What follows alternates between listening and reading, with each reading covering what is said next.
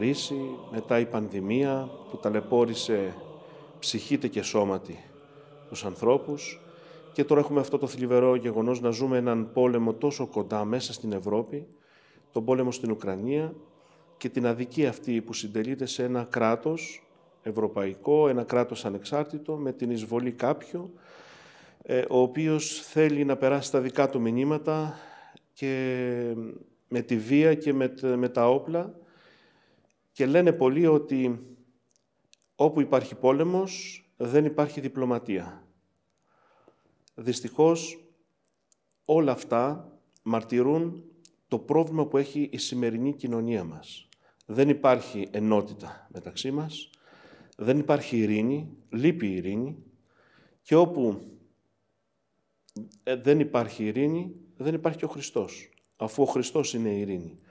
Ο Χριστός είναι η αγάπη, άρα δεν υπάρχει ούτε αγάπη. Δεν υπάρχει ελευθερία τελικά στον άνθρωπο, γιατί είναι δεσμευμένος από τα πάθη του. Συνεπώς, όταν λείπουν αυτά τα συστατικά που συνθέτουν μία κοινωνία και να μπορεί να ζει ελεύθερα, να ζει μέσα στα πλαίσια της αγάπης, του αλληλοσεβασμού, όταν λείπουν αυτά τα συστατικά, σημαίνει ότι δεν υπάρχει ο Χριστός. Ποιος ακολουθεί το λόγο του Χριστού? Ακόμη και από εμάς, που δεν θέλουμε να είμαστε φανατικοί και θέλουμε να είμαστε πιο επίοικείς στη ζωή μας. Ποιος πραγματικά ακολουθεί το λόγο του Χριστού? Με το παραμικρό δεν ρωτούμε τι λέει ο νόμος, την πέτρα την έχουμε έτοιμη και την ρίχνουμε σε οποιονδήποτε, χωρίς να εξετάζουμε εάν φταίει ή δεν φταίει. Η πέτρα έχει φύγει ήδη, πριν καν το σκεφτούμε, χωρίς σκέψη. Δεν περνάει τίποτα από τη σκέψη μας. Και γιατί δεν περνάει τίποτα από τη σκέψη? Γιατί οτιδήποτε κάνουμε χωρίς αγάπη είναι όλα χωρίς σκέψη.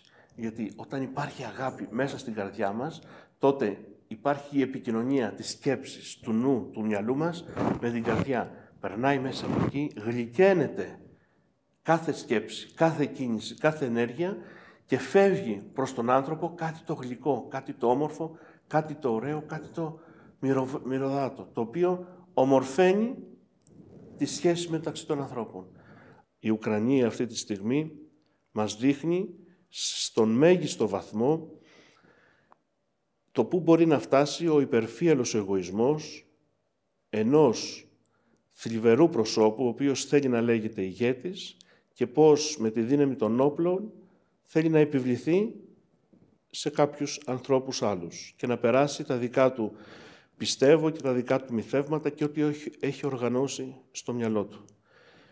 Η δύναμη όμως που εκπέμπουν οι αγωνιστές της Ουκρανίας, που αντιστέκονται σε έναν ισχυρό αντίπαλο εισβολέα, η δύναμη αυτή και το στένος και το πάθος και η αγάπη για την ελευθερία και την προσωπική και της πατρίδος μας εμπνέει μέσα σε αυτόν τον αιώνα, τον σύγχρονο αιώνα που ζούμε εμείς, τον 21ο αιώνα, ότι η ανάγκη τελικά βγάζει και γεννά ήρωες ακόμη.